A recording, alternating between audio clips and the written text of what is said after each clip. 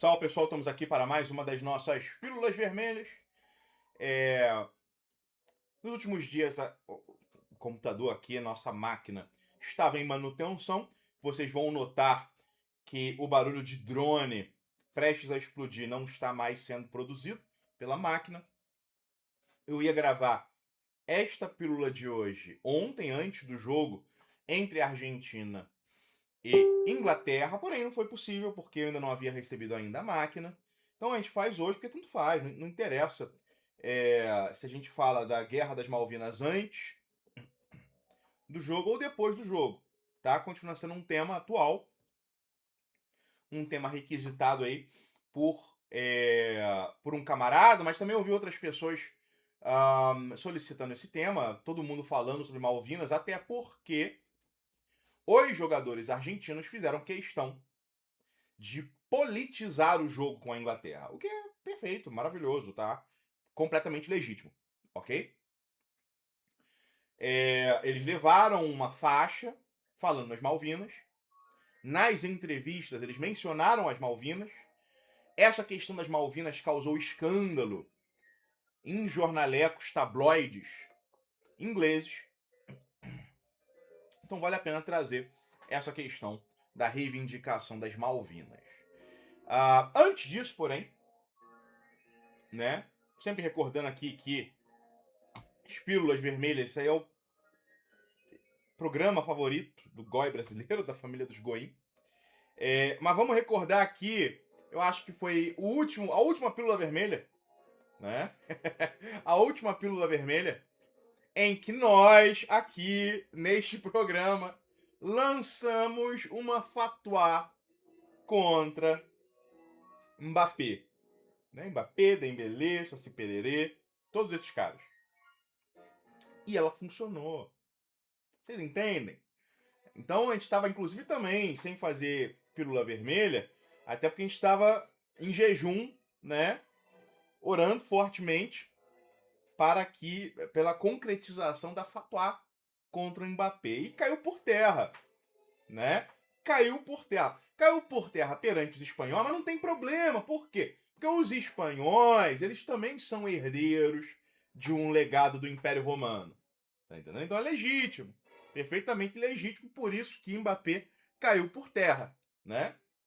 Então aqui só para vocês terem ciência, né, do poder e da sabedoria dos ayatolás brasileiros, tá ok? Dos ayatolás dissidentes. Então é isso. Foi lançada uma fatwa. Eu não lanço sempre porque é uma arma muito poderosa, né? A gente tem que economizar. Ela foi lançada aí e imediatamente a França trupicou. Os caras não jogaram porra nenhuma naquele jogo contra a Espanha, né? Os caras pareciam com a perna amarrada. Vocês vejam só, ó o poder. A perna dos malucos estava amarrada. O Mbappé não corria, né? O Mbappé, a única coisa que o cara sabe correr, só sabe correr. A perna do cara tava igual chumbo, tava amarrada, né? Pelo poder aqui que a gente demonstrou com a nossa sabedoria, nosso conhecimento dos mistérios iniciáticos. Mas enfim, o tema que eu vou abordar aqui, tentando abordar brevemente, ele não tem a ver com futebol, mas ele tem a ver com futebol, né? Como a gente viu. Mas eu não vou falar aqui especificamente do futebol, não vou falar do jogo de 86, né? Foi 86, Maradona, etc. Não, é sobre a Guerra das Malvinas mesmo, ou mais especificamente, sobre a questão das Malvinas. Um, Aquilo que a gente tem visto nos, nas abordagens em relação a esse tema, e aqui vou me referir especificamente ao pessoal que adota uma postura pró-inglesa. Quase sempre a argumentação se baseia na lógica da autodeterminação dos povos. Porque algumas décadas atrás chamaram lá os Kelpers, né, que são basicamente 2.500 pessoas, pessoal, um bairrozinho em Duque de Caxias. Eu acho que Jardim Gramacho tem mais pessoas que as Malvinas, ok? Hoje, né? Mais pessoas do que a de Kelpers, né? Que é o termo para os britânicos das Malvinas, naquele lugar.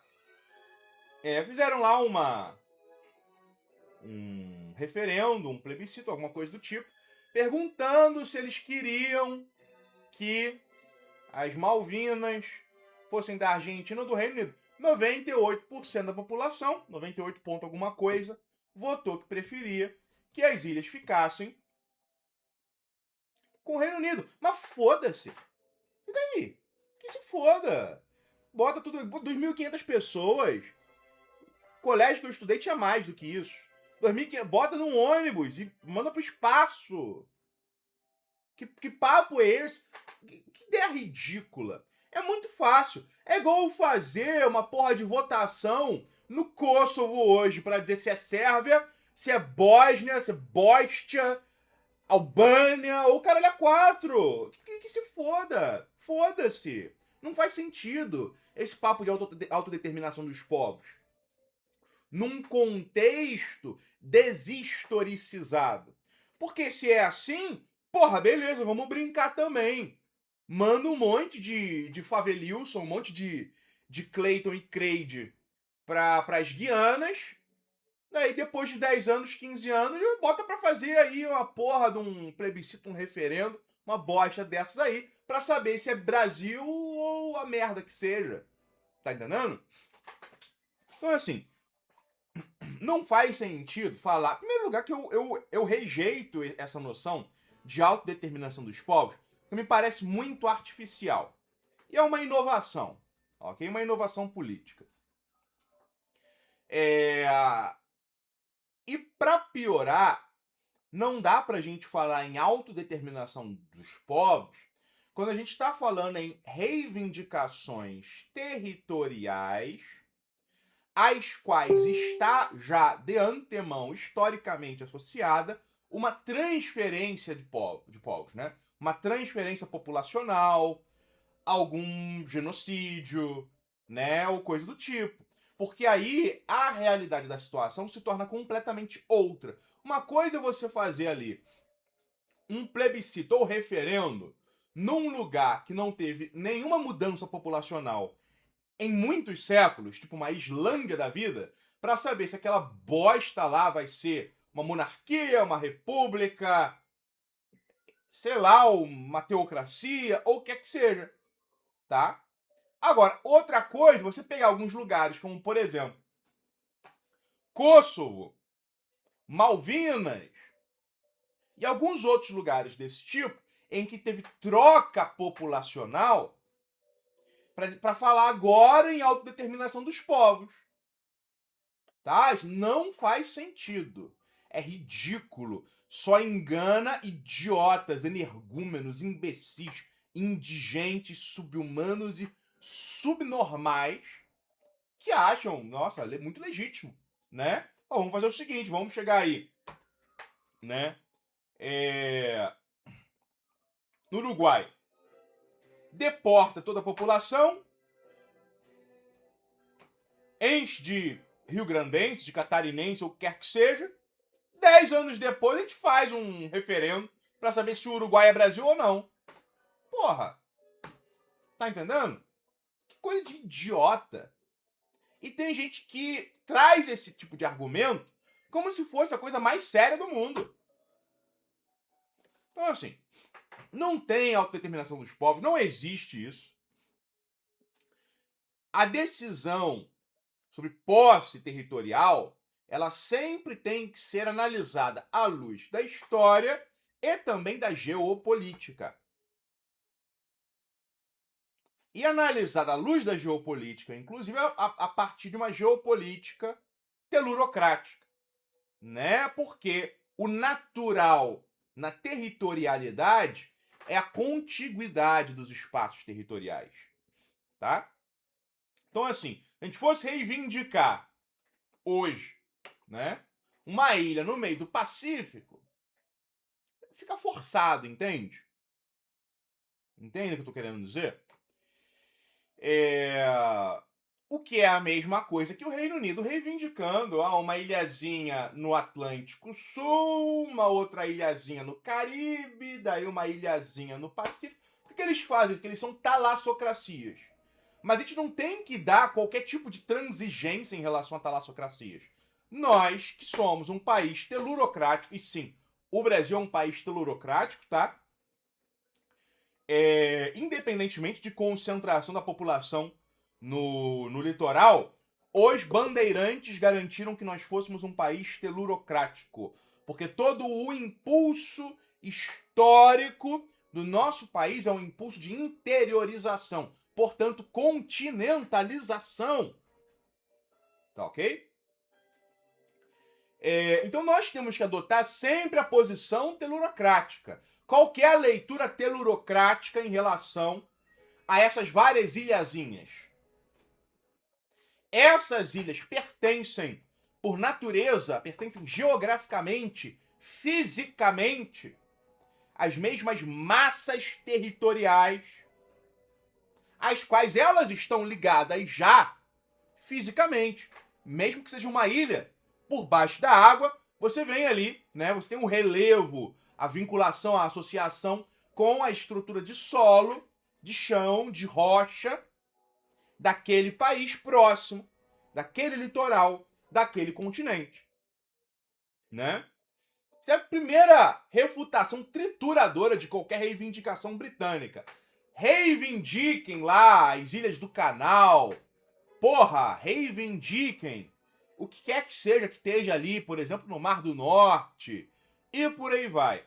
Mas as Malvinas pertencem à América do Sul. Fisicamente. Por natureza.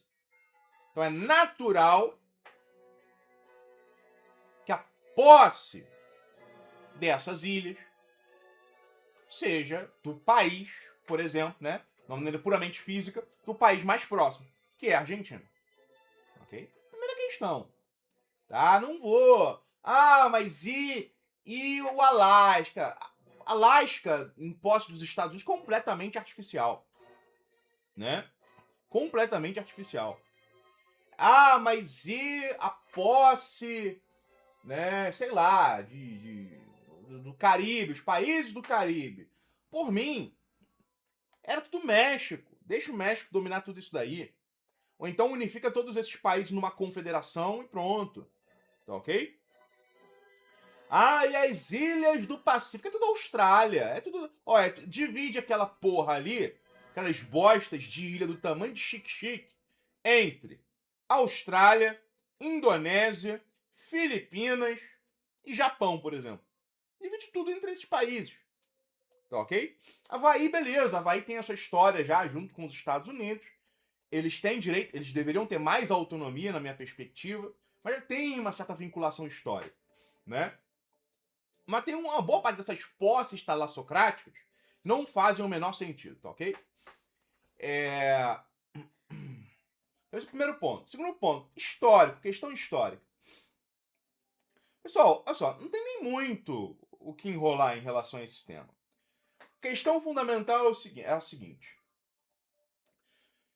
Se vocês analisarem como é que funciona o direito internacional naquele período das independências aqui no nosso continente, vocês vão se deparar com o seguinte.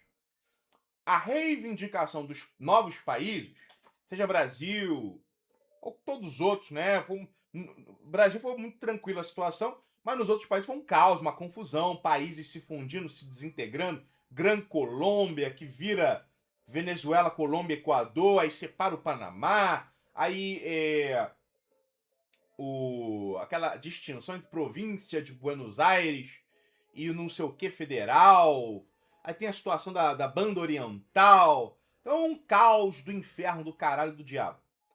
Mas, de um modo geral, a gente pode resumir da seguinte maneira. Os novos países, eles reivindicam os territórios das suas antigas metrópoles nas suas divisões administrativas. Tá? É por isso que, originalmente, os primeiros países das Américas, né, correspondem aos vice-reinados, aos reinos, governos, ou o que quer que seja, já administrativamente circunscritos nos termos das metrópoles, seja Portugal ou Espanha. E as Malvinas pertenciam à Espanha. tá ok? Então, pelo direito internacional, no momento em que há a independência, a transferência de posse das Malvinas da Espanha para a Argentina é imediata pelo direito internacional, certo? Agora, para além de uma questão puramente jurídica, existe a questão da ocupação efetiva. E a ocupação efetiva foi feita pela Argentina.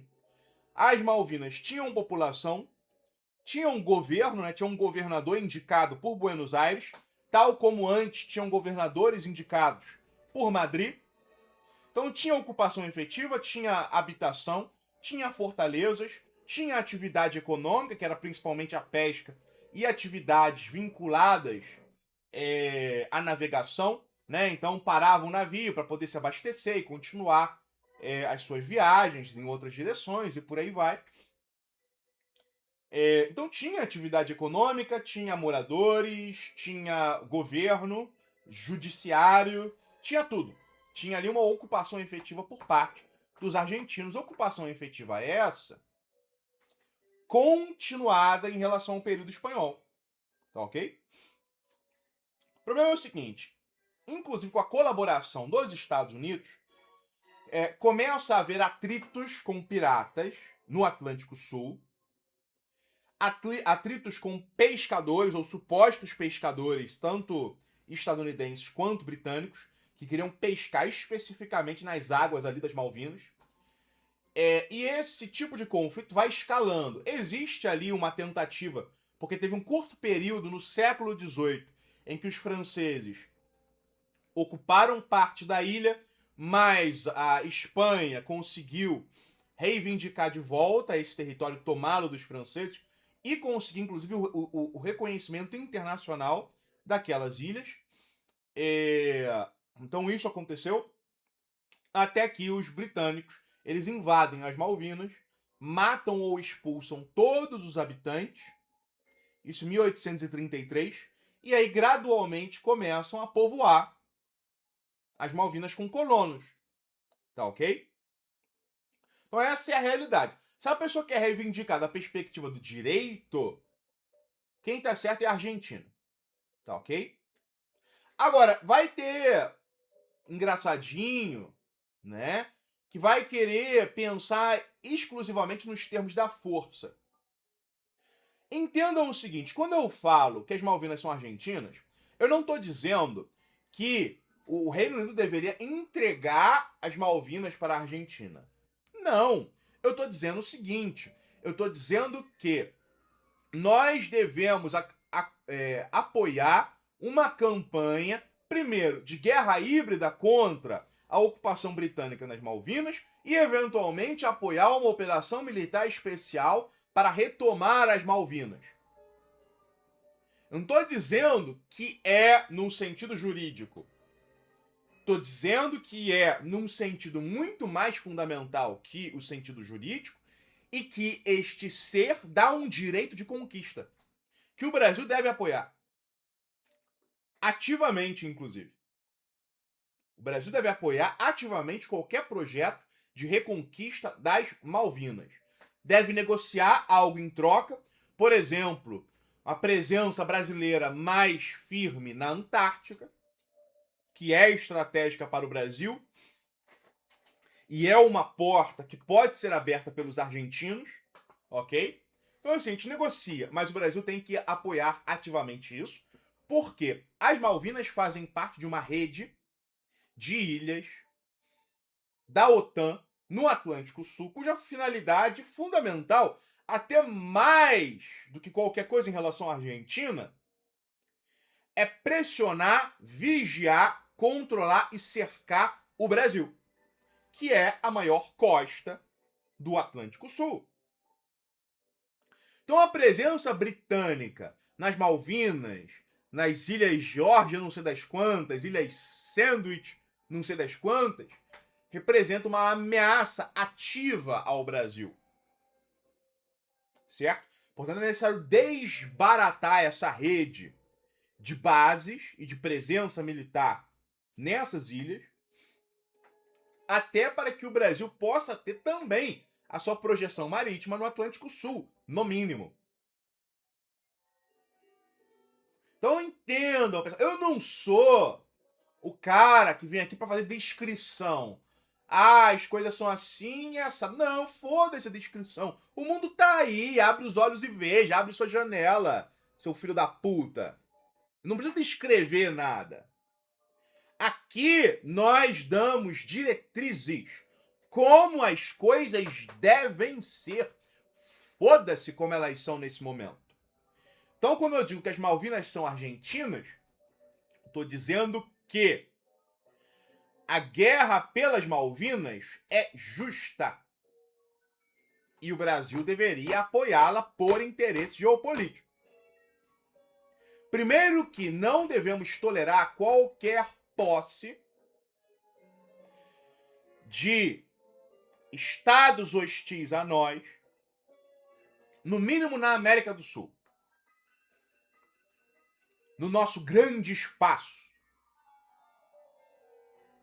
O Brasil deve pensar em termos de grande espaço continental, porque as grandes potências pensam nesses termos, e não em termos puramente nacionais. Qual que é o interesse geopolítico puro de uma aliança entre o Irã e os Houthis? Alguém fala, o Bab el-Mandeb. Sim, muito interessante o Bab el-Mandeb. Nesse momento não está fazendo a menor diferença. Tá ok? Recurso natural do Iêmen. Tem porra nenhuma. Tem areia. Se o Irã estiver precisando de areia, tem muita areia no Iêmen. Né? Então não é interesse nacional. Existe uma percepção de um pertencimento a uma mesma civilização e a um mesmo grande espaço. E é aí que a gente tem a superação da pequena e estreita mentalidade que centra a geopolítica no Estado-nação pela mentalidade superior do Estado-civilização, que é o grande Estado, o Império Continental, que é o projeto geopolítico natural, necessário e destinal do Brasil. Construir o Império Continental. E construir o Império Continental passa por considerar que os problemas de todos os países da região são nossos. Se um país da região tem um problema com um país de fora, esse problema é nosso. A gente resolve. A gente tutela. O Brasil é o papai dos países aqui da região. E tem que agir como papai. Como quem vem e resolve. Ou ajuda a resolver, pelo menos. Porque é do nosso interesse também, enquanto Estado imperial, ou né, com pretensão, com vocação imperial. Para isso, a gente tem que superar esse provincianismo, né, de pessoas que têm uma vivência muito estreita, circunscrita, né, limitada, que impede a que a gente alcance esse grau superior de pensamento geopolítico, que é pensar não o Estado-nação, mas o Estado-civilização, o Império Continental. E se somos o núcleo de um Império Continental, então as Malvinas são nossas. As Guianas são nossas. Tá ok? No mínimo, para início de conversa. Tem treta entre Bolívia e Chile, a gente resolve. A gente obriga a resolver. Certo? Então, assim, essa é a questão. Aí, quanto à Guerra das Malvinas propriamente, tem até algumas coisas interessantes nelas, porque os militares argentinos, que na prática, assim, eles estavam tentando usar a questão das Malvinas para mobilização nacional, eles acreditavam na doutrina Monroe, meu Deus, né? Cara, militar ibero-americano, tirando os venezuelanos, puta que pariu, os caras realmente acreditam no pan-americanismo. Pode causar um pouco de espanto, né? Nossa, pan-americanismo, doutrina Monroe. O cara realmente acha que os Estados Unidos vão lutar contra ingleses, franceses, etc., para defender os países aqui da região.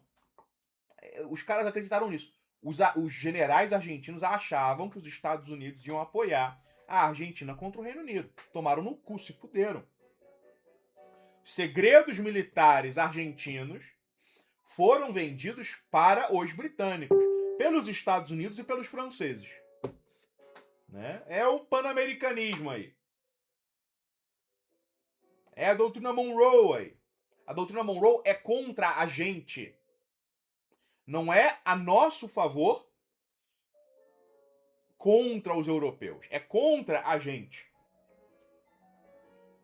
Tal como a OTAN, ela é anti-europeia. Além de ser, evidentemente, anti-russa. Certo? Porque é a busca por garantir a ocupação militar permanente da Europa pelos Estados Unidos. Doutrina Monroe é a mesma coisa. Nunca foi sobre defender a libertação continental contra a Europa. Fundamentalmente, a preocupação dos Estados Unidos com os argentinos é que eles não queriam uma Argentina que, através da guerra e da conquista de uma ilha, ampliasse as suas ambições geopolíticas, bem como o seu poder militar. Porque a partir do momento que os caras tomam as Malvinas, inevitavelmente, em algum momento os argentinos iam começar a pensar: porra, a gente tomou as Malvinas. E essas ilhas Jorge aí? E essas ilhas Sandwich? E essas outras ilhas aí? E essa presença dos Estados Unidos na Antártida? O que a gente faz? Né? Então esse era o ponto. A questão ali era basicamente manter os países da região castrados no seu cercadinho de porcos, né? No seu chiqueirinho, na sua pocilga latino-americana. Ok? Esse era o objetivo dos Estados Unidos. Agora, todo mundo está cansado de saber, por exemplo, que todos os países da região apoiaram a Argentina, menos o Chile, né? Um país de bosta. Cuba comunista apoiou os argentinos nas Malvinas. Todo mundo está cansado de saber que o Brasil apoiou. A União Soviética apoiou os militares argentinos. A Líbia do Gaddafi apoiou os militares argentinos. Aquilo ali foi, porra, uma luta foda. E os argentinos quase ganharam. Para os argentinos perderem, teve que ter venda de todos os segredos militares para os britânicos, porque foram burros, trouxas, idiotas, né? O governo argentino. Teve uma série de coisas fortuitas que acabaram acontecendo e que sabotaram o esforço de guerra argentino. A Argentina teve que deslocar boa parte das suas forças armadas para a fronteira com o Chile, porque o merda, o lixo subhumano, verme que deveria ser esquartejado para sempre, esfolado, do Pinochet, deslocou as forças armadas chilenas para a fronteira com a Argentina para ameaçá-la. Né? Eu acho que o Pinochet deveria ser desenterrado e arremessado num vulcão. Ok? Então, assim, uma série de coisas gerou dificuldades para os argentinos, que ainda assim quase ganharam. Vamos pontuar uma coisa. O Reino Unido hoje é militarmente muito mais fraco do que naquela época. Ah, mas eles têm armas nucleares. Vamos usar armas nucleares. Vamos usar. Se vai usar, beleza. Usa. Usa que imediatamente os povos ibero-americanos dão um jeito ou de desenvolver, porque o Brasil tem a tecnologia. Eu acho que se usassem armas nucleares contra a Argentina, a gente joga a merda toda no ventilador e começa a distribuir segredos nucleares até para países do Oriente Médio, da África, da Ásia, para os bolivianos, para Nicarágua. Entrega toda a nossa tecnologia nuclear pro Daniel Ortega, da Nicarágua. Vai ser divertido. Então é assim, cara. Os britânicos levariam um pau militarmente hoje. O problema é que quando eles impuseram a porra de um tratado de paz, E aí veio o lixo da redemocratização, que na Argentina foi ainda pior do que no Brasil. Os democratas e os britânicos conspiraram para castrar as forças armadas argentinas. Acabaram com a Força Aérea criada, né, pelo... Como é que é? Pelo Hans-Ulrich Udell, né? Acabaram com a Marinha Argentina, diminuíram o tamanho do exército, ok? Aí é foda realmente. Os caras conspiraram pra fuder a Argentina pra sempre. Mas eu acho mais fácil reconstruir as Forças Armadas Argentinas, e o Norberto Ceresoli publicou vários livros sobre isso. Eu acho mais fácil recuperar as Forças Armadas Argentinas do que o Reino Unido conseguir voltar a ser militarmente tão forte quanto ele era décadas atrás. Ok? Então também não é como se fosse algo que não tem solução, por exemplo. Ok? Não é como se fosse algo que não tem solução. Me parece que tem sim solução muito tranquilamente. Eu acho que esse é o principal. Eu acho que não deixei nada de fora. Tá bom por hoje, de Pílula Vermelha. Depois a gente volta amanhã, qualquer outro dia. É isso aí, pessoal. Até a próxima.